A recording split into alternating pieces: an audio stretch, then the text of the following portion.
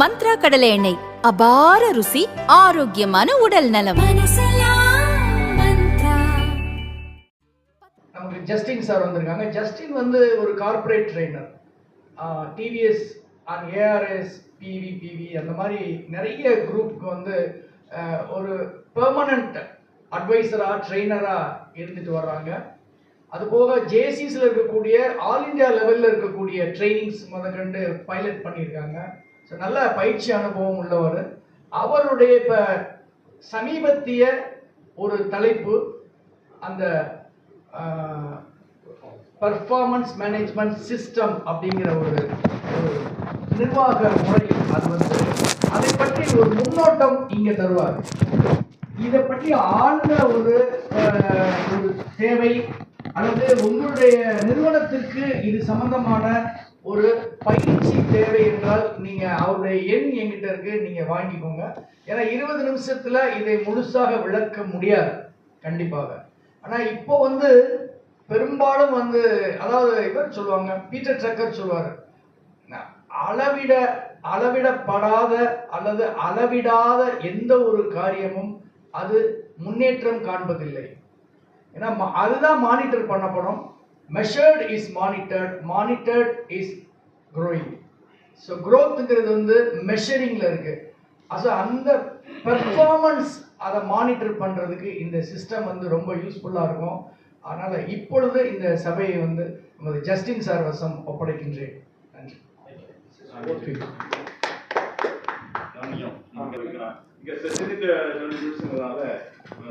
இப்போ எனக்கு அண்ணா சொன்னாங்க இந்த டாப்பிக்கை பற்றி பெர்ஃபார்மன்ஸ் மேனேஜ்மெண்ட் சிஸ்டம்.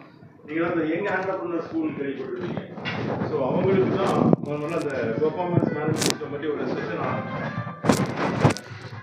ஸோ அதுக்கப்புறம் எனக்கே இதில் ஒரு பெரிய ஒரு இன்சைட் கிடைச்சிது.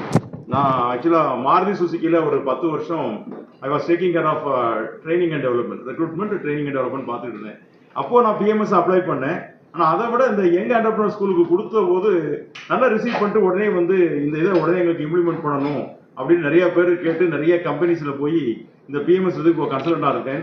பண்ண ஆரம்பிச்சதுக்கப்புறம் தான் இதனுடைய ஆழம் வந்து எனக்கு ரொம்ப புரிஞ்சுது. இது கூட நல்லா இருக்குதுன்னு பண்ண ஆரம்பிச்சதுக்கப்புறம் நிறைய கம்பெனிஸில் அவங்களுடைய க்ரோத்தை பார்க்கும்போது எனக்கு ரொம்ப சந்தோஷமாக இருந்தது.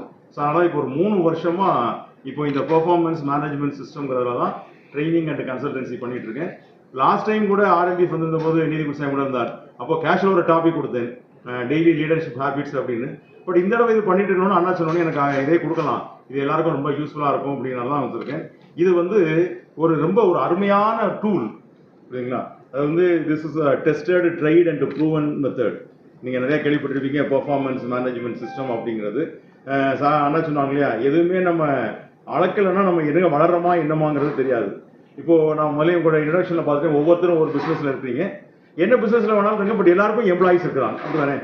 எனக்கு கீழே அட்லீஸ்ட் ஒரு 2 எம்ப்ளாயாவது இருக்கிறாங்க அப்படின்னு சொல்கிறோம், கை தூக்குங்க. எல்லாருக்கும் எம்ப்ளாயிஸ் இருக்கணும் இல்லையா. ஓகே. ஸோ நிறைய பேர் கேட்பாங்க, இதுன்னா நிறைய பேர் இருந்தால் தானே அப்ளை பண்ணணும். இல்லை, ஒரே ஒரு எம்ப்ளாயி இருந்தால் கூட அந்த எம்ப்ளாயோட பெர்ஃபார்மன்ஸை மெஷர் பண்ணுறதுக்கு இந்த டூல் வந்து ரொம்ப யூஸ்ஃபுல்லாக இருக்கும் சரிங்களா. இதனுடைய பேசிக் ஒரு அட்வான்டேஜ் என்ன அப்படின்னா, நம்மகிட்ட இருக்கிற எம்ப்ளாயிஸுக்கு இந்த சிஸ்டத்தை நம்ம அப்ளை பண்ணால் அவங்க they will give best productivity. புரியுதுங்களா, நல்ல ப்ரொடக்டிவிட்டி கொடுப்பாங்க. ஸோ அவங்க ப்ரொடக்டிவிட்டி நமக்கு என்ன அட்வான்டேஜ், எம்ப்ளாயருக்கு பிஸ்னஸ்க்கு என்ன அட்வான்டேஜ் அப்படின்னா, so we will get maximum profitability. சரி தானே. இந்த 2 வேணும்ல ஒரு பிஸ்னஸில். ஒரு எம்ப்ளாயை போட்டால் நல்ல ப்ரொடக்டிவிட்டி கொடுக்கணும். நம்ம எல்லாரும் எதுக்காக பிஸ்னஸ் பண்ணுறோம்னா ப்ராஃபிட்டுக்காக தான் பண்ணுறோம் நாங்கள். பட் நம்ம நிறைய பேர் நம்ம பண்ணுற தப்பு என்னன்னா, மேன் பவரை ரெக்ரூட் பண்ணிடுறோம், ஆனால் எப்படி போகிறாரு, என்ன பெர்ஃபார்ம் பண்ணுறாரு அப்படிங்கிறத மெஷர் பண்ணுறதுக்கு நம்மகிட்ட சரியான ஒரு டூல் இல்லை அப்படி தானே, ஒரு யார்ட்ஸ்டிக் அளவுகோல் இல்லை. அதுதான் இதனுடைய இது. ஓகேங்களா. ஸோ அதனால் இதை நம்ம பண்ணோம் அப்படின்னா நிச்சயமாக நமக்கு ஒரு பிஸ்னஸ் இருக்கும். முதல்ல இந்த பிஎம்எஸ் போகிறதுக்கு முன்னாடி ஒரு சின்ன இந்த பீப்புள் மேனேஜ்மெண்ட் ப்ராசஸ் அப்படிங்கிறத ஜஸ்ட் ப்ரீஃப் பண்ணிடுறேன். இன்னைக்கு உலகத்திலே ரொம்ப ஒரு டஃபஸ்ட் சேலஞ்ச் என்னன்னா இந்த மேன் பவர் மேனேஜ்மெண்ட் அப்படி தானே. இன்னைக்கு மேன் பவர் ஹேண்டில் பண்ணுறது கஷ்டமாக இருக்கா இல்லையா? ரொம்ப கஷ்டம் இல்லையா சார்? அது சார் ரொம்ப கஷ்டம் சரிங்களா. இப்போ பரவாயில்ல, நான் வர்றேன். ஓகே.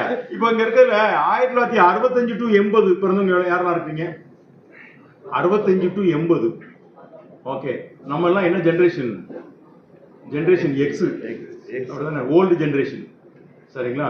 ஸோ நம்ம எல்லாம் நிறைய ஸ்கில் இருக்கும், ஒர்க்காலிக்காக இருப்போம், நமக்குன்னு ஒரு கோல் இருக்கும், ட்ரீம் இருக்கும், இப்படி தான் இருக்கிற டைப் இல்லையா? 80 to 96 ஓகே, இவங்கெல்லாம் ஜென்ரேஷன் ஒய். சரிங்களா? இவங்க தான் முதல்ல டிவி பார்த்தவங்க, முதல்ல கம்ப்யூட்டர் பார்த்தவங்க. பார்த்தீங்களா? இவங்ககிட்ட இந்த பழசும் இருக்கும், புதுசும் கொஞ்சம் சேர்ந்துருக்கும். ஓகேங்களா? 96 to 2010 96 இன்னும் இல்லை. இல்லை நம்மளாம் பிஸ்னஸ் ஹெட்ஸாக இருக்கனால இல்லை. ஆனால் நமக்கு வேலைக்கு வர ஆட்கள் யார் அப்படின்னா இந்த ஜென்ரேஷன் இசட் இவங்க தான் வர்றாங்க. அப்படிதானே? உண்மையா இல்லையா? இவங்கெல்லாம் பார்த்தா நமக்கே ஒரு டவுட் இருக்கும், இவங்கெல்லாம் அப்பா அம்மா பிறந்தாங்கன்னா இல்லை கம்ப்யூட்டர் பிறந்தாங்களான்னு நமக்கே ஒரு டவுட் இருக்கும். சரிங்களா? இப்போ பார்த்தாலும் அதுலேயே தான் ஒர்க் பண்ணிட்டு இருப்பாங்க. அதுக்கு முன்னாடி பேபி பூமர்ஸ் சொல்லுவாங்க. அது பொதுவா இருக்க மாட்டாங்க, பேபி பூமர்ஸ் இருக்கீங்களா நீங்க? 60 ஓகே 57. ஓ வெரி குட் சார், ரொம்ப சார். ஓகே இவங்க எல்லாம் பேபி பூமர்ஸ். சரிங்களா? அவர் வந்து 2010க்கு அப்புறம் லேட்டஸ்ட், ரொம்ப ஆமா அவர் ரொம்ப லேட்டஸ்ட். இப்போ 2010க்கு அப்புறம் உள்ளவங்க வந்து ஆல்பா. சரிங்களா? இந்த ஆல்பாவோட கேரக்டர் எப்படி இருக்குன்னு இன்னும் ப்ரீட் பண்ணவே இல்லையா? இப்பதான் பார்த்தா படிச்சுட்டு இருக்கோம். சரி ஓகேங்களா? ரைட். ஸோ அதனால இன்னைக்கு இருக்கக்கூடிய இந்த ஜென்ரேஷன் இசட் தான் இன்னைக்கு மேக்ஸிமம் நமக்கு வர்றாங்க. புரியுதுங்களா? ஸோ இந்த ஜென்ரேஷனை ஹேண்டில் பண்றதுக்கு தான் ரொம்ப கஷ்டம். சரியா? இவங்க பூரா எதுல இருப்பாங்கன்னா இந்த எஸ்எம்எஸ், இந்த எமோஜி இதெல்லாம் போட ரொம்ப ஷார்ட்டாக தான் பண்ணுவாங்க. இன்னைக்கு வர ஆட்கள்லாம் பார்த்துருக்கேன், நானும் கிட்ட நிறைய பேர் ரெக்ரூட் பண்ணியிருக்கேன். படிச்சு முடிச்சிருப்போம், ஒரு பைசா சம்பாதிச்சிருக்க மாட்டான். வேலைக்கு வரும்போது பார்த்தீங்கன்னா பாக்கெட்ல 30,000 ஃபோன் வச்சிருக்கான், வெளியில ஒரு 2 லட்ச ரூபா பைக்கை விட்டு வர்றான், ஒரு பிராண்டட் ஷூ அடிடாஸ் 2000 ரூபாய்க்கு போட்டிருக்கான், பிராண்டட் பேண்ட் ஷர்ட் போட்டிருக்கான், மோதிரம் எல்லாம் போட்டிருக்கான். இவங்கிட்டே ஒரு 10 லட்ச ரூபாய்க்கு சொத்து இருக்கு. இவன் அப்படியே நீங்க கடத்திட்டு போனீங்கன்னா ஒரு 10 லட்ச ரூபா கிடைக்கும். சரிங்களா? இவன் தான் நம்மகிட்ட இன்டர்வியூக்கு வர்றான். முன்னாடிலாம் நம்ம இன்டர்வியூ போனா நம்ம கேள்வி வைப்போம், அவன் பதில் சொல்லுவான் இல்லையா? இப்போ இன்டர்வியூ வச்சா அவன் கேள்வி வைக்கிறான், நம்ம பதில் சொல்ல முடியாது. நான் எத்தனை மணிக்கு வரணும், லஞ்ச் பிரேக் எவ்வளவு கொடுப்பீங்க, அலவன்ஸ் எவ்வளவு கொடுப்பீங்க, எல்லாம் கேட்கறான். வேலை நீ செய்வியா மாட்டியான்னு மட்டும் தான் கடைசியில் நம்ம கேட்கணும். அவ்வளவு கேள்வி கேட்கறான். கேட்டுட்டு சரி நல்லா இருக்கா ரெக்ரூட் பண்ணலாம் அப்படின்னா போயிட்டு 10 days உங்களுக்கு இன்ஃபார்ம் பண்றேன்ட்டு போறான். முன்னாடி இன்டர்வியூ பண்ணா நீ போ, நம்ம இன்ஃபார்ம் பண்ணணும்னு சொல்லுவோம். இப்போ உடனே நீ ஜாயின் பண்ணி எப்போ வர்றேன்னா போயிட்டு ஒரு 10 days சொல்றேன்ட்டு போறான். போயிட்டு அதுக்கப்புறம் ஃபோன் பண்ணா ஃபோன் எடுக்க மாட்டேங்கிறான். போகும்போதே நம்ம நம்பரை கேட்டு அன்வான்ட் கால்னு போட்டு சேவ் பண்ணிடலாம். அதுக்கப்புறம் ஃபோன் பண்ணா எடுக்க மாட்டேங்கிறான். இப்போ எதுக்காக இன்டர்வியூக்கு வந்தேன்னா வீட்டில் அப்பா அம்மா சொல்ல தாங்கல சார், அதான் வந்துட்டு போனேங்கிறான். சரிங்களா? ஸோ ஆனால் பட் இவங்ககிட்ட ஸ்கில் இருக்கு, நல்ல எபிலிட்டி இருக்கு, நாலேஜ் இருக்கு. ஆனால் பட் என்ன அப்படின்னா கம்ஃபர்டபுளாக வளர்ந்துட்டாங்க. அவன் வரும்போதே என்ன நேரம் நம்ம ஜிஎம் கேபின்ல உட்கார வச்சிருவாங்க, பக்கத்துலேயே ஒரு 18 வயசுல ஒரு பிள்ளை நமக்கு ஒரு செக்ரட்டரி மாதிரி நிற்கும் அப்படின்னு நினச்சிட்டே வர்றாங்க. நீ வந்து ஒர்க் வந்து நீ ஃபீல்டுக்குலாம் போகணும்னா வெளியிலலாம் போகணுமா வெளியில் போகணுமான்னு கேட்குறாங்க. சரிங்களா? போயிட்டு ஒருத்தவரோட ரெக்ரூட் பண்ணேன், 3 நாள் கழிச்சு ஆள் வரல. ஏன்னா நீங்கள் வெளியிலாம் போக சொல்றீங்க, நான் நிறைய கூல் ட்ரிங்க்ஸ் குடிக்கிறேன், ஜூஸ் குடிக்கிறேன், எனக்கு பர் டே நீங்கள் ஒரு 200 rupees அலவன்ஸ் கொடுத்தா நான் கண்டிப்பாக பண்ணலாம்னு நினைக்கிறேன் அப்படின்னா நான் சொன்னேன் அந்த அலவன்ஸ் இந்த கம்பெனியில் 30 வருஷமா இருக்கு, எனக்கே கிடையாது. சரிங்களா? அதனால் நீ கேட்குறது நல்லா தான் இருக்கு, ரொம்ப நன்றி போன அனுப்பிச்சி வச்சுட்டேன். சரிங்களா? ஸோ அதனால இன்னைக்கு இந்த மாதிரி கொடுக்குற மேன் பவர் வேற வழியில ரெக்ரூட் பண்ணும். இவங்களை நம்ம ப்ராப்பரா ஒரு சிஸ்டம்குள்ள நம்ம கொண்டு வரலன்னா இன்னைக்கு இந்த மேன் பவர் நம்மளால ஹேண்டில் பண்ண முடியாது. இன்னைக்கு என்ன ஒரு பீப்புள் மேனேஜ்மெண்ட் ஒரு ப்ராசஸ் இருக்கு அப்படின்னா முதல்ல நம்ம எல்லாரும் நம்ம பிசினஸ்ல என்ன மேன் பவர் வேணும் அப்படிங்கிறத ஃபர்ஸ்ட் நம்ம எல்லாருக்கும் புரிஞ்சுக்கணும். We have to understand the man power requirement. இப்போ உங்கள்கிட்ட கேட்குறேன், உண்மையிலேயே உங்க பிசினஸ்க்கு எனக்கு இப்பதான் மேன் பவர் வேணும் அப்படின்னு எல்லாருக்கும் தெரியுமா? உண்மையை சொல்ல கைதுவோம், உண்மையிலேயே என் பிசினஸ்க்கு நான் வச்சிருக்க மேன் பவர் எனக்கு இவ்வளவுதான் வேணும் அப்படிங்கிறது எனக்கு கரெக்டா தெரியும் அப்படின்னு சொல்றேன் மட்டும் கைது. மொத்தம் எனக்கு எவ்வளவு தேவை, ஆமா நான் என் பிசினஸ் பண்றேன், எனக்கு இந்த பிசினஸ் பண்றதுக்கு இவ்வளவுதான் எனக்கு மேன் பவர் வேணும் அப்படிங்கிறது எல்லாருக்கும் ஏதாவது ஒரு சிஸ்டமேட்டிக்கா தெரியுமா? நிறைய பேருக்கு தெரியல இல்லையா? ஓகே, நம்ம அன்னைக்கு அப்படிதான் போயிட்டு இருக்கு. ஓகேங்களா? டெரிக் பிரைஸ் அப்படின்னு ஒரு பிரிட்டிஷ் பிசிசிஸ்ட், சயின்டிஸ்ட், ஹிஸ்டாரியன்.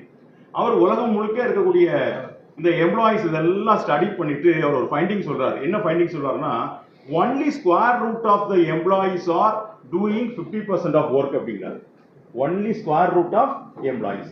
உங்கள்கிட்ட 100 பேர் இருக்கிறாங்கன்னா எத்தனை பேர் 50% ஒர்க்கை பண்றாங்க?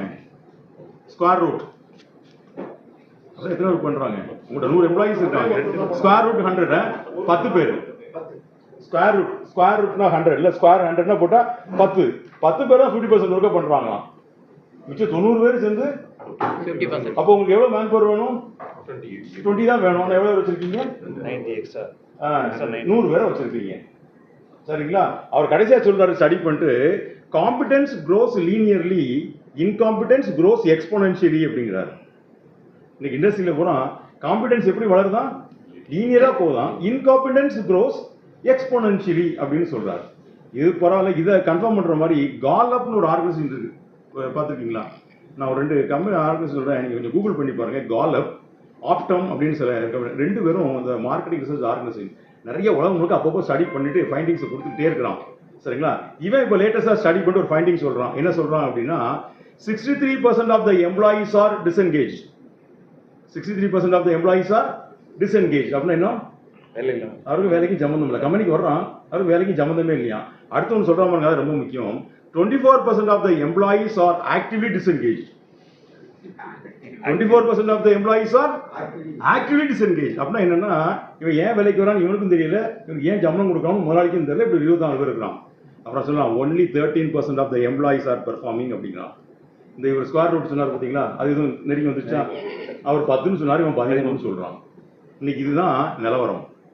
நம்ம நிறைய மேன் பவர் வச்சிருக்கோமே தவிர, இந்த மேன் பவர் என்ன பெர்ஃபார்ம் பண்றான். இப்போ ஒரு மேன் பவர் உங்கள்கிட்ட 8 மணி நேரம் வேலை பார்க்குறான்னா 8 மணி நேரத்துக்கு என்ன ஒர்க் இருக்கு அப்படிங்கிறது நம்ம யாரும் அனலைஸ் பண்றது இல்லை. 10 மணி நேரம் ஒர்க் பண்றாங்கன்னா 10 மணி நேரத்துக்கு என்ன இருக்குன்னு பண்றது இல்லை. நான் இப்போ நான் சொல்றேன், செக் பண்ணி பாருங்க. உங்களோட ஒரு 10 எம்ப்ளாயிஸ் இருக்காங்க அப்படின்னா 8 மணி நேரம் வேலை செய்யறாங்கன்னா எத்தனை நேரத்துக்கு வேலை இருக்கணும்? உங்களோட 10 எம்ப்ளாயிஸ் இருக்கிறாங்க, 8 மணி நேரம் ஒர்க் பண்றாங்க. அப்போ எத்தனை மணி நேரத்துக்கு வேலை இருக்கணும்? 80 மணி நேரத்துக்கு வேலை இருக்கணும். நீங்க கரெக்டா போட்டு பாருங்க, கண்டிப்பா இது மேட்ச் ஆகும். புரியுதுங்களா? ஸோ நிறைய இடங்கள்ல என்னன்னா எக்ஸஸா இருக்கும், கொஞ்சம் இடங்கள்ல ரொம்ப கம்மியா இருக்கும். கொஞ்சம் நிறைய பேர் நம்ம ஏதோ நம்பிக்கை வச்சிருக்கோம் அந்த மல்டி டாஸ்கிங். ஒரு எம்ப்ளாயி வச்சு நிறைய வேலை பார்க்க தெரியுமா? Multi tasking is absolutely wrong. புரியுதுங்களா? இது ஒரு எம்ப்ளாயினுடைய அந்த அவனுடைய கோர் காம்பிடன்ஸை நம்ம என்ன செய்ய முடியாதுன்னா யூஸ் பண்ண முடியாது. we are exploiting the manpower னு அர்த்தம்.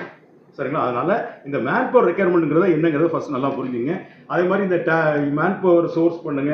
இந்த ரெக்ரூட் பண்ற போது ப்ராப்பரா ஒரு ரெக்ரூட்மெண்ட் ப்ராசஸை வச்சு பண்ணுங்க. இந்த ஒரு டெஸ்ட், ஒரு சின்ன ஒரு டிஸ்கஷன் வைக்கலாம், ஒரு டெக்னிக்கல் ஒரு டெஸ்ட் வைக்கலாம். சரிங்களா? அது மாதிரி பேனல் இன்டர்வியூ இந்த மாதிரிலாம் வச்சு எடுங்க. அப்போ நிறைய பேர் மேக்ஸிமம் எடுக்கிறது என்னன்னா, நேராக வர வேண்டியது, இந்த ஜாப்பு என்ன வேறுவாக்குறேன்னு கேட்க வேண்டியது, அப்படித்தானே? ஒரு துண்டை போட்டு இன்னும் கையை உள்ள விட்டு நீ என்ன இருக்கிற பண்ணிடு, அப்புறம் பார்த்தீங்கன்னா துண்டுல கையை விட்டு கடைசி வர முடிவு வருவான். 12,000 ரூபாய் கேட்டு வந்தா 8,000 ரூபாய்க்கு முடிச்சிட்டோம் அப்படிமோ. அவன் 2,000 ரூபாய்க்கு வர மாட்டான். சரிங்களா? ஆனாலும் நமக்கு ஒரு பெரிய பெருமை, 12,000 கேட்டு வந்தோம், நாங்கள் 8,000 ரூபாய்க்கு முடிச்சிட்டோம்.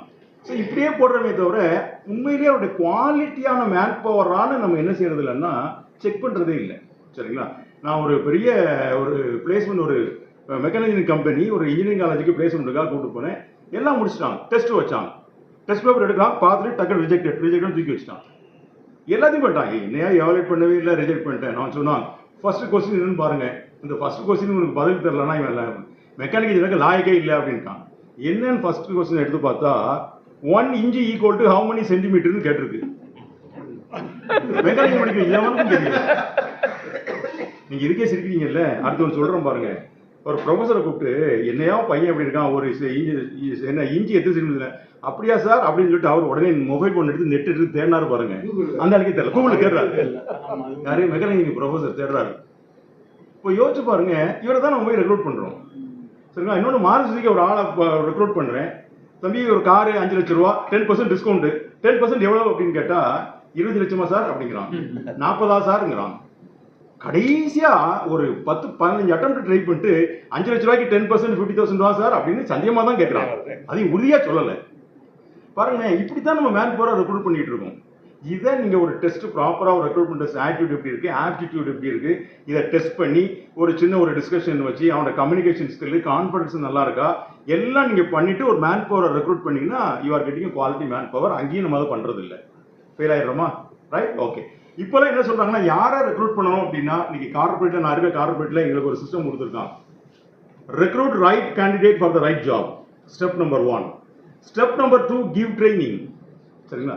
Step number 3, allow him her to work பண்றதுக்கு allow பண்ணு. அப்புறம் சொல்றான், if he or she is not performing well, give counseling அப்படிங்கிறான். சரி, அடுத்த step, even then if he or she is not performing well, fire him or fire herங்கிறான். அதுக்கப்புறமும் work பண்ணலாம், terminate பண்ணிருங்கிறான். நம்ம ஊரை என்ன பண்ணிட்டு இருக்கேன் தெரியுமா? கேண்டிடேட் எப்படியாவது போட்டாச்சுன்னா பண்றானோ இல்லையோ வருஷக்கணக்கில் அவனை வச்சு நம்ம ரிசர்ச் பண்ணி ஆராய்ச்சி பண்ணி கடைசியாக ஒன்றும் ஆகாது. கடைசியாக போஸ்ட்மார்ட்டம் ரிப்போர்ட் தான் எழுதுவோம். நான் ஏன் இப்படி போனேன்னு தெரியுமா, ஏன் இப்படி லாஸ் ஆச்சு தெரியுமா, அந்த மாதிரி மேன் பவர் ஆகிப்போச்சு அப்படின்னு பண்ணிட்டு இருக்கோம். பட் இதை வந்து நம்ம சரியாக நல்ல ப்ராப்பராக ட்ரைனிங் கொடுக்கணும். அங்கேயும் நம்ம ஃபெயில் ஆகிறோமா இல்லையா? நான் அதே நேரம் சொல்கிறேன், please have a faith in training and development. நம்ம நிறைய பேர் மேன் பவரை ரெக்ரூட் பண்ணுறோம். அதாவது ஷிங்கர் அழகாக சொல்லுவார், ப்ரிப்பேர் டோன்ட் ரிப்பேர் அப்படிம்பார். Prepare your people, don't repair. நம்ம பண்ணுறது பூரா ப்ரிப்பேர் பண்ணுறதே கிடையாது. ரெக்ரூட் பண்ண வேண்டியது, நேர வேலைக்கு போகணும்னு சொல்லிட வேண்டியது, அப்புறம் சரியில்லைன்னா அது சரியில்லை இது சரியில்லை அப்படி தானே, அப்புறம் அவனை ரிப்பேர் பண்ணணும். அதாவது preparation is very cheap, but repairing is very expensive. நம்ம அதான் பண்ணிட்டு இருக்கணும். சரிங்களா? Right, okay. ஸோ இது பண்ணுறோம். இதே மாதிரி நம்மகிட்ட நிறைய பேர்கிட்ட என்னென்னா ஒரு ப்ரொமோஷன், கேரியர் க்ரோத்து இதெல்லாம் நம்ம வைக்கிறதே இல்லை. நம்ம ஒரு கம்பெனி அப்படின்னா ஒருத்தர் ரெக்ரூட் பண்ணிங்கன்னா, நம்ம இது எங்கள் கம்பெனியில் என்கிட்ட ஒரு 10 வருஷம் 15 வருஷம் ஸ்டே பண்ணால் இவன் கடைசியாக எந்த லெவலுக்கு போவான் அப்படிங்கிறத நம்ம முதல்லயே இனிஷியலாக அவனுக்கு ஒரு கேரியர் க்ரோத்து, ஒரு கேரியர் பார்த்த காமிச்சோம் அப்படின்னா நம்மகிட்ட இருப்பான். அப்படிதானே? முதல்ல ஏன் இந்த ரெக்ரூட்மெண்ட் ப்ராசஸ் வைக்கணும்னு சொல்லி அப்படின்னா, நீங்கள் ஒரு ரெக்ரூட்மெண்ட் ப்ராசஸ் வச்சு பண்ணீங்கன்னா அவருக்கு முதல்ல கம்பெனி மேலே ஒரு மதிப்பு வரும். இவன் சும்மாலாம் எடுக்கலை, பயங்கரமாக ஸ்க்ரூட்டனைஸ் பண்ணி தான் எடுக்கிறாங்க, பயங்கரமான ஆளுன்னு ஒரு சீரியஸ் வரும். அங்கே வருமா? இன்னொன்று ட்ரைனிங் கொடுக்கும்போது நல்லா பிஸ்னஸை பற்றி தெரிஞ்சுக்குவான், கொஞ்சம் பெர்ஃபார்ம் பண்ண ஆரம்பிப்பான். இன்னொன்று அவருக்கு ஒரு கேரியர் க்ரோத், கேரியர் பார்த்து கொடுத்தீங்கன்னா நாங்கள் நிச்சயமாக அந்த கம்பெனியில் இருக்கலாம், எனக்கு ஒரு நல்ல ஃபியூச்சர் இருக்குன்னு உங்ககிட்ட இருப்பான். இன்னைக்கு நம்மள நிறைய பேருக்கு ப்ராப்ளம் ஆட்ரிஷன் இருக்கா? ஆட்ரிஷன் ப்ராப்ளம் இருக்கா? ஆட்ரிஷன் ப்ராப்ளம் இருக்கா இல்லையா? ஹலோ, இருக்குல்ல? எவ்வளவு பர்சன்ட் இருக்கலாம் ஆட்ரிஷன்? எத்தனை பர்சன்ட் இருக்கலாம்? நம்ம எதையும் நிறைய பேர்லாம் கனெக்ட் பண்ணுறதே இல்லை. 20%. Okay, very good, right. அப்புறம் சார் 20%, 20-25 ஓகே. 2007-8 5% சொன்னாங்க. இப்போ 10 to 15% இருக்கலாம். இந்த வருஷம் நல்லா ஞாபகம் வச்சுக்கேன். நீங்கள் ஒரு மேன் பவரை ரெக்ரூட் பண்ணி நல்லா ட்ரைனிங் எல்லாம் கொடுத்து உங்கள்கிட்ட 2 வருஷம் ஒரு மேன் பவர் இல்லைன்னா பிரேக் ஈவன் கிடைக்காது.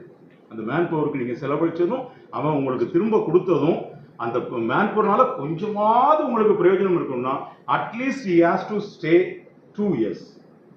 அப்போதான் நீங்கள் கொடுத்த சம்பளத்துக்கு அவன் என்னத்தையும் பெரிய லாபம்லாம் வரல, நஷ்டம் இல்லாமல் போயிட்டான்னு அர்த்தம். 2 வருஷத்துக்கு முன்னாடி ஒரு மேன் பவர் உங்களை விட்டு போனால் நீங்கள் நிறைய மேன் பவரில் மணியை வேஸ்ட் பண்ணுறீங்கன்னு அர்த்தம். நம்மள நிறைய பேர் என்ன பண்ணுறோம் தெரியுமா? பிஸ்னஸ் பண்ணாமல் நிறைய பேர் இந்த ட்ரைனிங் அகாடமி நடத்திட்டு இருக்கோம். ஒரு மேன் பவர் ரெக்ரூட் பண்ண வேண்டியது 6 மாதம் நம்மகிட்டே சம்பளம் வாங்குவோம், நம்மகிட்டே நல்லா தொழில் படிப்பான், நம்மகிட்டே ட்ரைனிங் எடுப்பான், போய் பக்கத்து கம்பெனியில் வேலை வைப்பான். அடுத்த ஒரு 2 பேரை எடுக்க வேண்டியது, அவனுக்கு ஒரு 6 மாதம் நல்ல சம்பளம் கொடுக்க வேண்டியது, நல்ல ட்ரைனிங் கொடுக்க வேண்டியது, 6 மாதம் கழிச்சு ஓடி போயிடுவான். போகிறாங்களா இல்லையா? கடைசியில் பார்த்தீங்கன்னா ஊர் முழுக்க எல்லாம் நம்ம அகாடமியில் ட்ரைனிங் எடுத்தவங்க தான் இருப்போம். சரிங்களா? கடைசியில் கூடி கழிச்சு பார்த்தீங்கன்னா நம்ம பிஸ்னஸ் பண்ணல, எல்லாம் என்ன பண்ணோம்? நல்ல ட்ரைனிங் அகாடமி நடத்தி நல்ல நம்மளே ஸ்டைஃபண்ட் கொடுத்து நல்ல அமௌண்ட் கொடுத்து நல்ல ட்ரைனிங் எல்லாம் கொடுத்து போயிடலான்னு விட்டுறோம். இது ஏன் இல்லைன்னா நான் சொன்னேன், ப்ராப்பராக ரெக்ரூட் பண்ணலை, அவருக்கு ப்ராப்பராக நம்ம ட்ரைனிங் கொடுக்கல, அவன் இந்த கம்பெனியில் தங்கணும்னு சொல்லிட்டு ஒரு கேரியர் க்ரோத்து பார்த்து நம்ம கொடுக்கல, அவன் பெர்ஃபார்மன்ஸை கரெக்டாக எவாலுவேட் பண்ணி அவனை நம்ம டெவலப் பண்ணலை, கோச் கொடுக்கல, அதனால ஓடி போயிருக்கோம். சரிங்களா?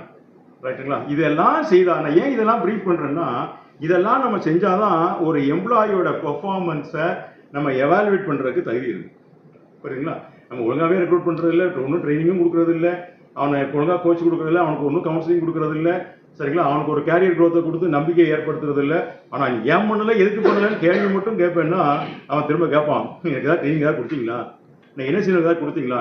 இப்போ நம்ம கேட்குறேன், எவ்வளோ பேர் உங்கள் எம்ப்ளாயி வந்த உடனே ஜாப் டிஸ்கிரிப்ஷன் கொடுக்குறோம் மட்டும் கை தூக்குங்க. Job description, role and responsibilities நல்லா தெளிவாக கொடுக்குறீங்களா? சரி, இங்கே யாரும் அப்பாயின்மெண்ட் ஆர்டர் கொடுக்குறீங்களா? அப்பாயின்மெண்ட் ஆர்டர், அந்த அப்பாயின்மெண்ட் ஆர்டர் கொடுக்கணும். அப்பாயின்மெண்ட் ஆர்டர் கொடுக்கும்போது என்ன சேலரி, சரிங்களா, உங்கள் சேலரி ஸ்ட்ரக்சர் எப்படி போகும், உங்கள் கேரியர் க்ரோத் எப்படி போகும், அதோட ப்ளஸ் ஜாப் டிஸ்கிரிப்ஷன், இதுதான் உங்களுடைய ரோல் அண்ட் ரெஸ்பான்சிபிலிட்டிஸ் அப்படின்னு கொடுத்தால் புரியும். சரி, கொடுத்த உடனே அதுக்கப்புறம் எவ்வளோ பேர் நம்ம இண்டக்ஷன் ட்ரைனிங் கொடுக்குறோம்? Induction training on the job training, அந்த இறக்குறைய வேலை செய்கிற மாதிரி. எனக்கும் நல்லா ஞாபகம் வச்சுக்கேன், நீங்கள் ஒரு எம்ப்ளாயை ரெக்ரூட் பண்ணீங்கன்னா இந்த ஃபர்ஸ்ட் 3 months என்ன பீரியட்னா ஹனிமூன் பீரியட். ஃபர்ஸ்ட் 3 months என்ன பீரியட்? Honeymoon period. இந்த டைமில் என்ன செய்யணும்னா டார்கெட் கொடுக்கக்கூடாது, எதுவும் உனக்கு போய் சீரியஸ் எல்லாம் கேட்கக்கூடாது. வா, கம்பெனியை பற்றி நல்லா புரிஞ்சுக்கோ, சரிங்களா, கம்பெனி பேக்ரவுண்ட் என்னன்னு எல்லாம் நல்லா தெரிஞ்சுக்கோ, சரிங்களா, உன் ஜாபை பற்றி தெரிஞ்சுக்கோ, ஜாபை பற்றி டீட்டெயிலாக தெரிஞ்சுக்கோ, இந்த கம்பெனி கல்ச்சருக்கு நீ அடாப்ட் ஆகணும், கம்பெனியில் யார் யார் இருக்கிறா எல்லாம் போக சொல்லி நம்ம இந்த கம்பெனியோட வந்து அவன் அடாப்ட் ஆகிறதுக்கே 3 months ஆகும். இந்த 3 monthsல நம்ம டார்கெட்டும் கொடுக்கக்கூடாது, சீரியஸாக எதுவும் கொடுக்கக்கூடாது. இப்படியே கொண்டு வந்து வச்சோம் அப்படின்னா இந்த மேன் பவர் நம்ம நிற்பாங்க. நமக்கு நிறைய பேருக்கு என்னன்னா இதுக்கெல்லாம் டைம் இல்லை. சரிங்களா? அன்னைக்கு ஒரு திருநெல்வேலி கம்பெனி தான் பிஎம்எஸ் கன்சல்ட் பண்ணிட்டாங்க. மேனேஜர்ஸோட எல்லாம் டிஸ்கஸ் பண்றேன், இந்த பிஎம்எஸ் சிஸ்டம் எல்லாம் சொல்றேன். மேனேஜர் சிரிக்கிறான் அப்படின்னா என்னன்னா எனக்கு யாருக்குமே ஒரு 40 மேன் பவர் ஷார்டேஜ்ல இருக்கு. சரிங்களா? நீங்க வேற ஆளை போட்டு ஒரு 3 மாசம் ட்ரைனிங் வேறயா? 3 மாசம் ட்ரைனிங் வேறயா? 3 நாளைக்கு கூட அவர் தயாரா இல்ல. ஆனா எதுக்கு தயாரா இருக்காருன்னா எனக்கு இந்த 40 பேர் இல்லைன்னு சொல்றாரு பாருங்க. காலம் முழுதும் இந்த ஆள் சொல்லிக்கிட்டே இருப்பாரு 30 பேர் இல்லைன்னா அதுக்கு என்ன ரீசன்னு சொன்னா புரிஞ்சுக்க மாட்டான். நான் தான் சொன்னேன், நீங்க இப்படியே போனீங்கன்னா காலங்காலமா 40 பேர் இல்லை 50 பேர் இல்லை, இந்த நம்பர் வேணா கூடுமே தவிர உங்களோட தங்குற ஆள் என்னைக்கும் கூட போறது இல்லை. அதுக்கு காரணம் என்னன்னா உங்ககிட்ட ஒரு சிஸ்டம் இல்லை. அந்த மேனேஜர்ஸை கேட்டேன், நீ இப்படியே எவ்வளவு நாளைக்கு சொல்லிட்டு இருக்க போறீங்க? சரிங்களா? இதுக்கு நீங்க ஒரு ஃபுல் ஸ்டாப் வைக்கணும்னு சொன்னா ஒரு சிஸ்டம் வாங்க. இன்னைக்கு ஒரு ஸ்டடி சொல்லுது, இந்தியாவில் 7 out of 10 businesses are not making consistent profit. 7 out of 10 businesses are not making consistent profit because of ineffective system அப்படின்னு சொல்லுது. சரியான சிஸ்டம் இல்லாததுனால இன்னைக்கு ஒரு காலம் எப்படியோலாம் பிசினஸ் பண்ணோம், அது காலம் வேற. பட் இன்னைக்கு எவ்வளவோ நிறைய நம்ம டெவலப் ஆயிட்டோம், அப்படிதானே? கடைசியாக நம்ம எங்கே போக வேண்டியிருக்குதுன்னா கஸ்டமர் சாட்டிஸ்ஃபேக்ஷன் போக வேண்டியிருக்குது, ப்ராஃபிட்டபிலிட்டின்னு போக வேண்டியிருக்குது. ஸோ இது எல்லாம் போகணும்னா இந்த மேன் பவர் ப்ராப்பராக இருந்தால் மட்டும்தான் நீங்கள் கடைசியாக கஸ்டமர் சாட்டிஸ்ஃபேக்ஷனாக இருந்தாலும் சரி, ப்ராஃபிட்டபிலிட்டியாக இருந்தாலும் சரி. இப்போ கஸ்டமர் சாட்டிஸ்ஃபேக்ஷன் கூட சொல்லக்கூடாது, இப்போ இந்த வார்த்தை மார்க்கெட்டில் கிடையாது. புரியுங்களா? ஒரு காலத்தில் பிஸ்னஸில் குவாலிட்டின்னு பேசிகிட்டு இருந்தாங்க, எல்லாரும் குவாலிட்டி கொடுக்க ஆரம்பிச்சிட்டாங்க. சரிங்களா? இப்போ செக் பண்ணுமே. இப்போ இந்த பென் எவ்வளோ இருக்குன்னு நினைக்கிறீங்க? 5 ரூபா. இதை விட குறைவா பென் இருக்கு. எவ்வளவு பேனா இருக்கு? 2 ரூபாய்க்கு. சில்லறைக்கு வாங்கினா 2 ரூபா. இந்த மொத்தமா அவங்க அந்த 100 பேனா போட்டு கெட்டு போட்டு வச்சிருக்காங்க. அது வாங்கினா 1 ரூபா தான். சரிங்களா? மேக்ஸிமம் பேனா எவ்வளவு இருக்கு? 5 lakh. கோடிக்கணக்கில் இருக்கு. சரிங்களா? நீங்க 1 ரூபாய்க்கு பேனா வாங்கி எழுதா நல்லா எழுதும், 1 கோடி ரூபாய்க்கு பேனா வாங்கினா நல்லா தான் எழுதும். எழுதுதா? எழுதுங்க சார். ஒரு காலத்துலதான் நம்ம இந்த ரீஃபில் வாங்கிட்டு ஊதுவோம், இப்படிலாம் தட்டுவோம். பாத்தீங்களா? நல்லா தான் எழுது. அதுதான் நல்லா இருக்கு. பாத்தீங்களா? Very good. ஆச்சுங்களா? Right, okay. சோ இப்போ என்னன்னா பிசினஸ் எல்லாரும் குவாலிட்டி கொடுக்க ஆரம்பிச்சாங்க. அப்புறம் என்ன பார்த்தான்னா, சரி வெறும் குவாலிட்டி கொடுத்தா காணாது, கஸ்டமர் சாட்டிஸ்ஃபேக்ஷன் 2வது லெவல் வந்தான். இப்போ ஃபார் எக்ஸாம்பிள் இப்போ ஃபேர் அண்ட் லவ்லி, நான்லாம் சின்ன பிள்ளையா இருக்கும்போது அண்ணாச்சி காலத்துல தெரியும், பெரிய டியூப்ல தான் வரும், 100 ரூபா டியூப்ல தான் வரும். அது 100-150 ரூபா இருக்கும். எல்லாராலையும் வாங்க முடியல. அவன் ஸ்டடி பண்ணி பார்த்தான். ஆனால் ஃபேர் அண்ட் லவ்லி யாருக்கு தேவைப்படுதுன்னா நம்ம இந்தியாவில் எல்லாருக்கும் கலராக இருக்கணும்னு ஆசை, அப்படிதானே? கடையெடுக்க போகிற ஆளுக்கும் ஃபேர் அண்ட் லவ்லி போட்டு கலராக இருந்தால் அதான் ஆசை இருக்குது. எல்லாருக்கும் ஆசை இருக்குது, நான் வாங்க முடியலையே என்ன பண்ணுறதுன்னு பார்த்தான். 5 ரூபாய்க்கு பாக்கெட்டில் கொடுத்தா வாங்கிடுவில்ல? அவன் வாங்கிடுவேன். இப்போ 5 ரூபாய்க்கு ஃபேர் அண்ட் லவ்லி. கடைசி சேஷியில் வந்தது. காட்டுக்கு களை எடுக்க போறதுல இருந்து பெரிய கார்பரேட்ல சீவா இருக்கிற வரைக்கும் எல்லாம் பாருங்க. இப்போ எல்லாரையும் சாட்டிஸ்ஃபை பண்ணியாச்சா? இது கஸ்டமர் சாட்டிஸ்ஃபேக்ஷன். இதுக்கு அடுத்து எல்லாரும் பண்ண ஆரம்பிச்சிட்டான். அப்புறம் பார்த்தா ஐயோ இதெல்லாம் காணாது, அடுத்த லெவல் போகணும் அப்படின்ட்டு வந்தான். அப்புறம் தான் கஸ்டமர் டிலைட்னு வந்தான். சரிங்களா? பேஸ்ட் வாங்கினா சின்ன ப்ரஷ் ஃப்ரீ, சோப்பு வாங்கினா அது ஃப்ரீன்னு எல்லாம் கொடுத்தாங்க. அப்புறம் அதுவும் எல்லாம் கஸ்டமர் டிலைட் கொடுக்க ஆரம்பிச்சிட்டாங்க. அடுத்து இப்போ இருக்கிறது என்னன்னா கஸ்டமர் எக்டசி. கஸ்டமர் எக்டசின்னா சந்தோஷத்தின் உச்சம், அப்படி பூரிப்பு. ஒரு காலத்துல கோழி வாங்கினா முட்டை ஃப்ரீ, இப்போ முட்டை வாங்கினா கோழி ஃப்ரீ. சரிங்களா? ஒரு காலத்துல அப்படிதானே, சாரி வாங்கினா பிளவுஸ் ஃப்ரீ, இப்போ பிளவுஸ் வாங்கினா சாரி ஃப்ரீ. சரிங்களா? அன்லிமிட்டெட்ல நான் மெம்பரா இருக்கும்போது ஒரு ஆஃபர் கொடுத்தோம். 2000 ரூபாய்க்கு வாங்கினா 2000 ரூபாய் கேஷ்பேக். 2000 ரூபாய்க்கு வாங்கினா 2000 ரூபாய் கேஷ்பேக். இதை பேடிஎம்ல பே பண்ணீங்கன்னா எக்ஸ்ட்ரா 10%. அப்புறம் 2000 ரூபாய்க்கு பர்ச்சேஸ் பண்ணா எவ்வளவு திரும்ப வந்துடும்? 2000. எப்படி இருக்கும்? சந்தோஷமா இருக்கும்ல? டமார் போய் உள்ள போய் சிக்கனம் பாருங்க. கொடுத்த உடனே 2000 ரூபாய் அப்படியே கழிக்க மாட்டோம். 2000 ரூபாய் கூப்பனா கொடுத்துருவோம். ஒவ்வொருடையும் பர்ச்சேஸ் பண்ணுவோம். Maximum 200 rupees கழிச்சிக்கலாம். 2000 ரூபாய் கூப்பனை கையில் வச்சுக்கோன்னு கொடுத்துட்டான். இப்போ நான் 2000 ரூபாய் கூப்பனை கழிக்கணும், கடைக்கு எத்தோட போகணும்? 20000 ரூபாய்க்கு வாங்கணும். 10 ரூபாய் கடைக்கு போகணும். 20000 குறைஞ்ச சொல்லி மேலவும் போகும். இப்போ வியாபாரம் பார்த்துட்டானா? ஆனால் முதல்ல எனக்கு எப்படி இருந்தது? நல்ல பூரிப்பு வச்சு 2000 ரூபா வாங்கினா 2500 ரூபாய் கைக்கு வந்துருது. 2000 ரூபாய்க்கு வாங்கினா அப்புறம் 40,000 ரூபாய்க்கு ஆப்பு வச்சுட்டாங்க. அந்த பொருளோட விலை 2000 ஒருத்தா இருக்கு. கோல் மார்க்கே அங்க ஒரு மார்ஜின் வச்சிருவாங்க. அதோட விலை 500 ரூபாய். ஓகேயா? இந்த பேடிஎம் காரனையும் உள்ள இழுத்தான் பாருங்க. ஏன் இழுத்தான் தெரியுமா? இந்த ஸ்கீமை கொடுத்தோன்னே ஒரே நாள்ல கோடிக்கணக்கில் அக்கௌண்ட்ல விழுமா, டிரான்சாக்ஷன் நடக்குமா, அவன் ஈஸியா சம்பாதிச்சு போயிட்டானா, முடிஞ்சிச்சா? இன்னைக்கு இந்த கஸ்டமர் எக்டசிங்கிறதுல இருக்கிறோம். அதான் இன்னைக்கெல்லாம் இந்த கஸ்டமர் எக்டசி இதெல்லாம் கொண்டு வரணும் அப்படின்னா பேசிக் நமக்கு யாரு அப்படின்னா இந்த மேன் பவர். மேன் பவர் தான் ஒரு நிறுவனத்தினுடைய ஒரு பெரிய அசெட். அப்படிங்களா? பில்கேட்ஸ்ல கேட்பாங்களா உங்களுடைய அசெட் வேல்யூ என்ன அப்படின்னு. அவர் சொல்லுவாரா, எங்க என்ன அசெட் இருக்கு, அசெட் காலையில் என் கைக்கு வருது, சாயங்காலம் அசெட் என் கையை விட்டு போயிடுது அப்படின்னு சொல்லுவாராம். அவர் சொன்னது அவருடைய எம்ப்ளாயிஸ் தான். பட் இதை மட்டும் நம்ம ஃபோக்கஸ் பண்ணி நல்லா பண்ணோம் அப்படின்னு சொன்னால் நம்ம நிச்சயமா நம்ம என்ன நீங்க மேன் பவர் ரெக்ரூட் பண்றீங்களோ சரிங்களா, அவங்ககிட்ட இருந்து நல்ல ப்ரொடக்டிவிட்டி எடுக்கலாம். எடுக்கிறது மூலமா நீங்க ஒரு மேக்ஸிமம் ப்ராஃபிட்டபிலிட்டி கொடுக்கலாம். ஒரு எம்ப்ளாயி நல்ல ப்ரொடக்டிவிட்டி கொடுத்தா அவனுக்கு நீங்க திரும்ப என்ன கொடுக்கலாம் அப்படின்னா நல்ல இன்சென்டிவ் கொடுக்கலாம். சரிங்களா? இப்போ நிறைய பேர் நம்ம இந்த இன்க்ரிமெண்ட் இதெல்லாம் இருக்கு. நம்ம இந்த இன்சென்டிவ், இன்க்ரிமெண்ட், ப்ரொமோஷன்லாம் எப்படி போடுறோம்னா சும்மா ஒரு 10 மதிப்பாக போடுறோம். இப்போ வருஷத்துக்கு ஒருக்கா இன்க்ரிமெண்ட் கொடுப்போம் இல்லையா, அப்படியே லிஸ்ட் வந்துடும், பேரை பார்ப்போம், பார்த்தோன்னே மைண்டில் ஒன்று ஓடும், ஏதோ ஒரு அமௌண்ட் தோணும், டப்புன்னு போடுவோம். அது ஏன் போடுறோம், எதுக்கு போடுறோம் எல்லாம் தெரியாது. இந்த விஷயம் நல்லா ஞாபகம் வச்சுக்கேன். இன்னைக்கு வெறும் எஜுகேஷனும் எக்ஸ்பீரியன்ஸும் ஒரு மண்ணுக்கும் உதவாது. புரியுதுங்களா? நானும் நிறைய கம்பெனியில் இந்த கண்டினியூ பண்ண பார்த்தீங்கன்னா 30 வருஷம் 35 வருஷமா உட்காந்து தேய்ச்சிக்கிட்டு இருக்காங்களே தவிர ஒரு பிரயோஜனமும் கிடையாது. இன்னைக்கு வர்றவன் அவரோட நல்ல ப்ரொடக்டிவிட்டி கொடுத்துருவான். இவர் ஒரு சிஸ்டமுக்கு வாங்கினா வரமாட்டாங்க. ஒரு கம்ப்யூட்டரில் போனால் நம்ம கம்ப்யூட்டர்லாம் வராது, இதே லெட்ஜர் மட்டும்தான் ஒத்து வரும்னு அப்படியே உட்காந்து பண்ணிட்டு இருக்கலாம். சரிங்களா? இவர் என்ன செய்யணும், அனுப்பவும் முடியல, அந்த ஆளும் போகவும் மாட்டேங்கிறாரு, இவர் அனுப்பவும் முடியல. கடைசி இப்படியே பார்த்தீங்கன்னா ஒரு 4 பேர் ஒரு எக்ஸ்பீரியன்ஸ் மேன் பவர் இருந்தான்னு வைங்களேன், இந்த வகையிலே ஒரு 2-3 லட்ச ரூபா போகுதா இல்லையா? ஸோ அதனால இனிமேல் எஜுகேஷன் வேண்டாம், எக்ஸ்பீரியன்ஸ் தேவையில்லை. ஒவ்வொருடைய எம்ப்ளாயினுடைய பெர்ஃபார்மன்ஸ் மட்டும்தான் நமக்கு ரொம்ப முக்கியம். சரிங்களா? ஓகே, இந்த பெர்ஃபார்மன்ஸ் மேனேஜ்மெண்ட் சிஸ்டத்தை அப்புறம் இந்த நான் சொன்ன இந்த மிட் மேனேஜ்மெண்ட் ப்ராசஸ் அப்ரைசல் கொடுக்கணும். அதே மாதிரி இந்த சக்சஷன் பிளானிங்கும் கொஞ்சம் கம்பெனியில் வச்சுக்கோங்க. ஒரு எம்ப்ளாயி ஒரு ஜாப்பை விட்டு போனால் உடனே வெளியிலேருந்து இருக்கக்கூடாது. அடுத்து என்ன செய்யணும், கொஞ்சம் கீழே இருக்கிற ஆளை ப்ரொமோட் பண்ணி கொண்டு வாங்க. Succession planning. அப்போ தான் நம்மகிட்ட வேலை பார்க்குற மேன் பவருக்கு நம்ம கம்பெனி மேலே ஒரு நம்பிக்கை இருக்கும், ட்ரஸ்ட் இருக்கும். இந்த ஆட்ரிஷனை ஓரளவுக்கு நம்ம கண்ட்ரோல் பண்ணலாம். சரிங்களா? Right, okay.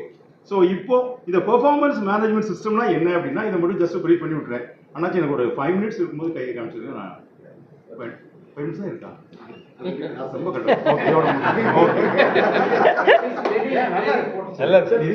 தெரியாம கேட்டேன், ஏற்கனவே 5 மினிட்ஸ் எக்ஸ்ட்ரால போயிட்டு இருக்கு. Very good, right. இது வந்து என்ன சிம்பிளா சொல்லிடுறேன், இது வந்து it is a continuous process. யாருக்காவது இந்த பிஎம்எஸ் எல்லாம் பண்ணணும், என் பெர்ஃபார்மன்ஸ் எம்ப்ளாயிஸோட பெர்ஃபார்மன்ஸை எவாலுவேட் பண்ணணும்னு நினைச்சீங்கன்னா இது சும்மா அந்த ஆடிக்கோ அம்மாடிக்கோ இல்லை ஒரு மூடு வந்தால் பண்ணுறதுலாம் இல்லை. It should be a continuous process. அதை அப்படி பண்ணாதான் ஒரு எம்ப்ளாயோட பெர்ஃபார்மன்ஸை நம்ம எவாலுவேட் பண்ண முடியும். ஏன்னா திடீர்னு மார்க்கெட்டில் அப்ஸ் அண்ட் டவுன்ஸ் வரும், அவருக்கு ஏதாவது பர்சனல் இஷ்யூ இருக்கலாம். நீங்கள் திடீர்னு எடுத்துக்கிட்டு ஒரு போன மாதம் பெர்ஃபார்மன்ஸ் எப்படி இருந்துச்சு பாரு, சரியில்லை முடிவு பண்ண முடியாது. போன 3 மாதம் வர முடியாது. ஒரு 1 இயர் நீங்கள் எடுத்து ஆவரேஜ் பார்க்கும்போது தான் உண்மையிலேயே ஒரு எம்ப்ளாயோட பெர்ஃபார்மன்ஸ் தெரியும். அதனால் it should be a continuous process. இது எதுக்குன்னா to monitor and track the performance of employees. ஒரு எம்ப்ளாயோட பெர்ஃபார்மன்ஸை மானிட்டர் பண்ணணும், ட்ராக் பண்ணால் இதை யூஸ் பண்ணலாம். இதை எப்படி கிரியேட் பண்ணால் மியூச்சுவலி அக்ரீட் அப்பான் அந்த எம்ப்ளாயும் அந்த கன்சர்ன் மேனேஜர் அல்லது employee and the concern management 2 பேரும் இருந்து கிரியேட் பண்ணணும். இப்போ நான் தான் ஒரு பிசினஸ் கட்டி ஒரு எம்ப்ளாய்க்கு கொடுக்குறேன் அப்படின்னா அந்த இதான் உனக்கு கூட பெர்ஃபார்மன்ஸ் மேனேஜ்மெண்ட் சிஸ்டம், இந்த பேராமீட்டர் வச்சு நான் எவாலுவேட் பண்ண போறான்னு எழுதி கொடுத்தோன்னு வைங்க, வாங்கிட்டு போகும்போது சொல்லுவாங்க இந்த நாளுக்கு வேறு வேலை இல்லை, நான் பண்ற வாடி விருத்தான் தெரியும். ஒரு ஆட்டோ உட்காந்து ரூம்ல உட்காந்து எழுதி கொடுத்துருவாரு, அப்படி போவோம்.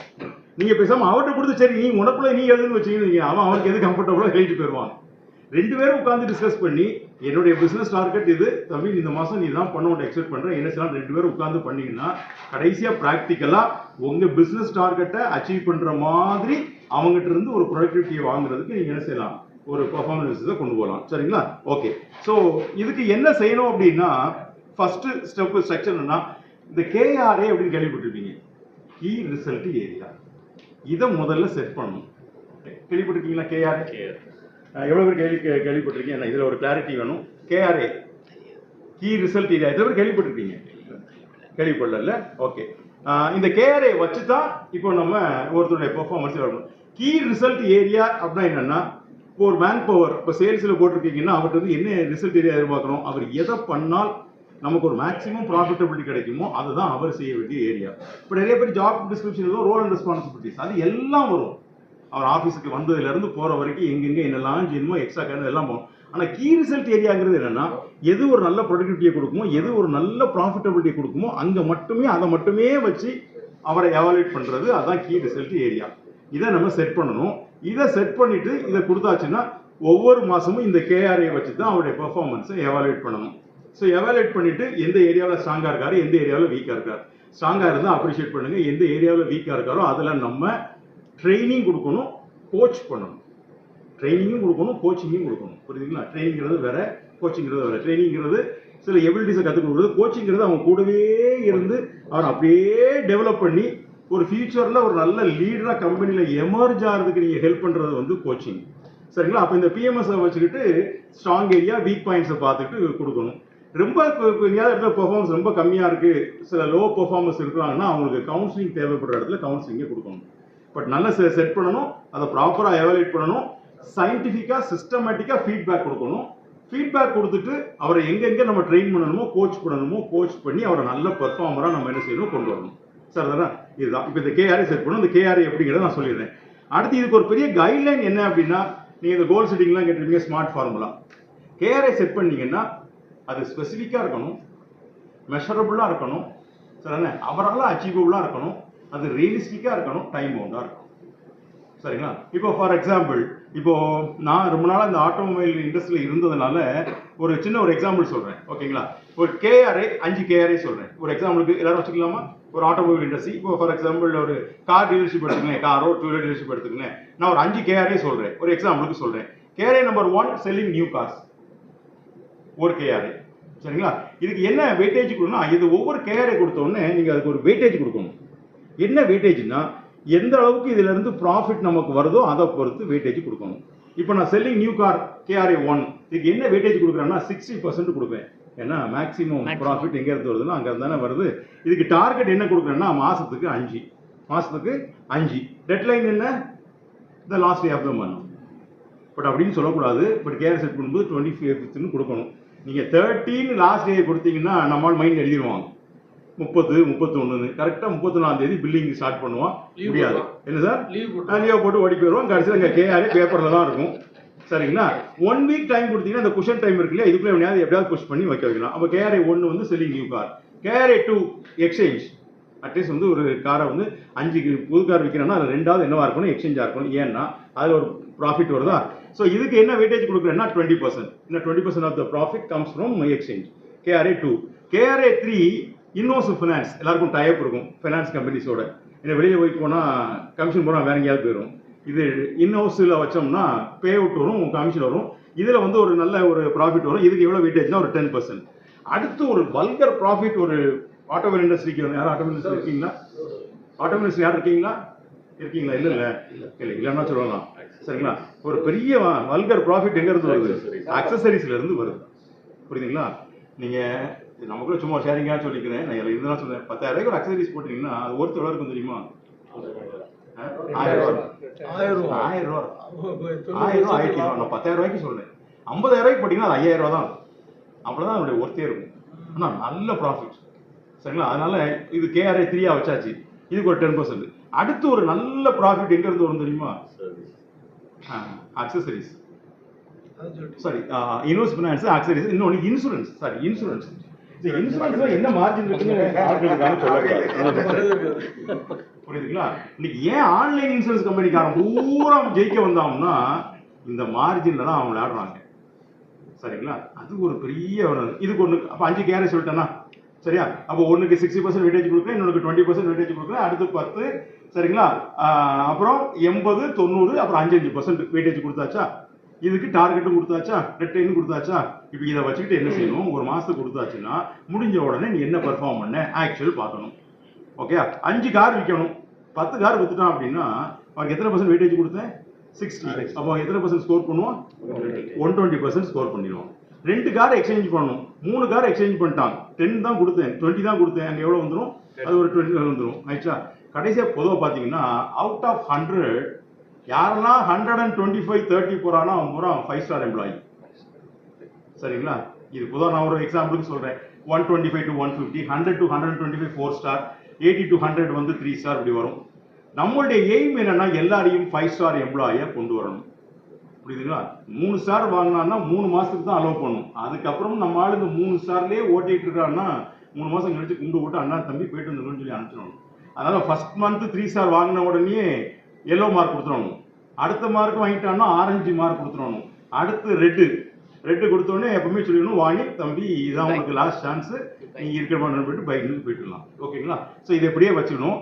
இதுக்கு நான் பொதுவாக என்ன பண்ணுவேன்னா ஒரு ஃபார்மெட் போட்டு கொடுத்துருவேன். அந்த ஃபார்மெட்டை காட்டுறதுக்காக தான் நான் ப்ரொஜெக்ட் என்ன பண்ணா இருக்குன்னு நான் சொல்லிடுறேன். KRA கொடுத்துடணும், வெயிட்டேஜ் கொடுத்துடணும், டார்கெட், ஆக்சுவல், அடுத்த காலம் கேப், இந்த டார்கெட் வெர்சஸ் ஆக்சுவல். இதை நீங்கள் அப்படியே ஒரு எக்ஸல் ஷீட்டில் போட்டு ஃபார்முலாவை போட்டு அப்படியே அந்த எம்ப்ளாயி மொபைல் ஃபோனுக்கு அனுப்பிச்சிங்கன்னா அவரே அவன் பெர்ஃபார்மன்ஸ் என்ன செஞ்சுக்கலாம், எவாலுவேட் பண்ணிக்கலாம். இதில் ஒரு பெரிய அட்வான்டேஜ் என்னன்னா ஒரு எம்ப்ளாயி அவனுடைய பெர்ஃபார்மன்ஸை அவரும் எவாலுவேட் பண்ணிக்கலாம். நீங்கள் பிஸ்னஸ் ஹெட் நீங்களும் ஒரு அவனுடைய இதை பண்ணிக்கலாம். எவாலுவேஷன் வரும்போது இன்க்ரிமெண்ட் கொடுக்குறீங்க. சார் என்ன சார் அவனுக்கு 20% கொடுத்துருக்கீங்க தம்பிங்கவா, இதுதான் அவருடைய பெர்ஃபார்மன்ஸ், இது உன்னுடைய பெர்ஃபார்மன்ஸ், நீ உன் பெர்ஃபார்மன்ஸ் எடுத்து இத்தனை % பண்ணவனுக்குலாம் இத்தனை % ஹை கொடுத்துருக்கேன். சரிங்களா? 5 ஸ்டார் எம்ப்ளாய்க்கு இத்தனை %, 4 ஸ்டாருக்கு இத்தனை % ஈஸியாக கொடுத்துட்டு போயிடலாம். இன்சென்டிவ் ஈஸியாக கொடுத்து போயிடலாம், இன்க்ரிமெண்ட் ஈஸியாக கொடுத்து போயிடலாம், promotion only based on your performance. அப்போ இது அழகாக இந்த எக்ஸலில் போட்டு கேப் கொடுத்துடணும். அப்புறம் வந்து என்ன செய்யணும்னா இந்த பர்சன்டேஜ் ஆஃப் வெயிட்டேஜ் அச்சீவ், இந்த வெயிட்டேஜுக்கு நீ எத்தனை % அச்சீவ் பண்ணியிருக்க. இங்கே 100% வெயிட்டேஜ் போட்டோம், அவுட் ஆஃப் 100 நீ என்ன ஸ்கோர் பண்ணியிருக்கேன். உனக்கு 100% தான் கொடுத்தோம், நீ 125% பண்ணியிருக்கேன். You are a 5 star employee, so you are eligible for this incentive. Right? கடைசியாக வரும்போது இப்படியே ஆவரேஜா சிலர் பார்த்தீங்கன்னா திடீர்னு 3-4 மாதம் பயங்கரமாக பண்ணுவான், கடைசி பார்த்தீங்கன்னா விட்டுருவாங்க. சிலர் பார்த்தீங்கன்னா 4 மாதம் விட்டுருவாங்க, திடீர்னு பார்த்தீங்கன்னா 8 மாதத்தில் அடிச்சுட்டு கடைசியாக பார்த்தீங்கன்னா வந்துடுவான்.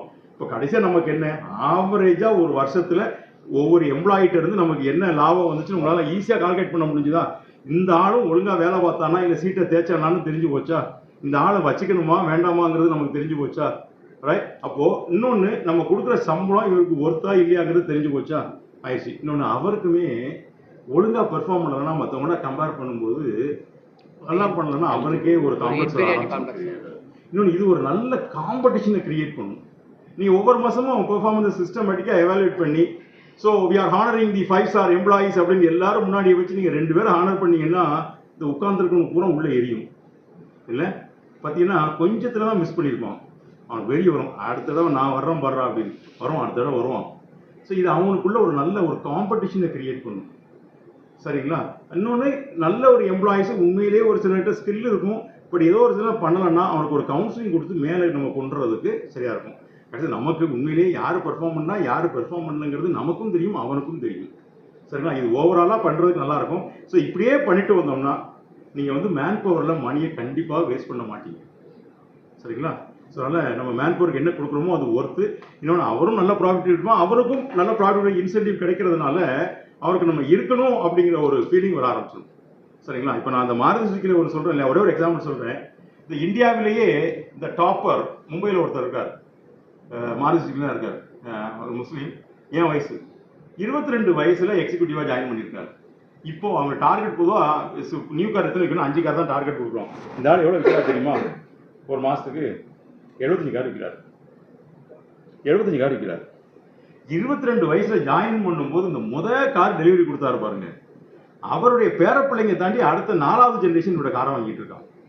அந்த மும்பையில் இருக்கக்கூடிய பெரிய பெரிய விஐபிஸ் எல்லாம் அமிதாப் பச்சன் பிரியாலாம் இவருக்கு ரொம்ப க்ளோஸ்.